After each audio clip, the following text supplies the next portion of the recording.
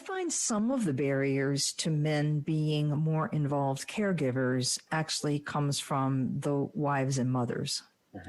Where as women, we will define so much of our identity around being a mother and being the one that the kids go to all the time. And we're not quite as comfortable in turning over some of those responsibilities to dads, or not as comfortable turning them over to dads to do it dad's way as opposed to mom's way.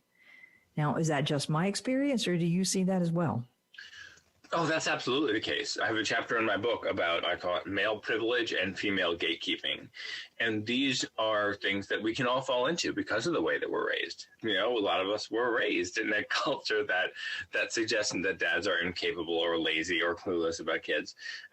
So you can fall into a mindset as a man in which you can say, well, you change the diaper, that's more your thing. But just as big a problem is female gatekeeping. That's when women say to the husband, no, you're doing it wrong. You're changing the baby wrong. You're going to break the baby. No, don't do it. And often, sometimes it's the wife, but often it's the wife's mom, the mother-in-law, who grew up in a generation in which men weren't expected to do these things. And the mother-in-law comes along and says, no, you're going to do it all wrong. Let me take care of this. I got this. And men are made to feel irrelevant. And you kind of got to insert yourself and say, no, I'm going to do this. I'm going to take it. And some of it, look, a baby grows for 9 months or more inside the mom. So, of course, in these biological cases, of course, she's going to feel a protectiveness that there's something that she needs to do. But it's after the birth, especially, that's the time that we as dads can say, no, it's both of us now. We got this together.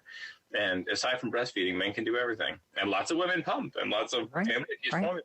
So we do have to push against gatekeeping in order to make equality happen.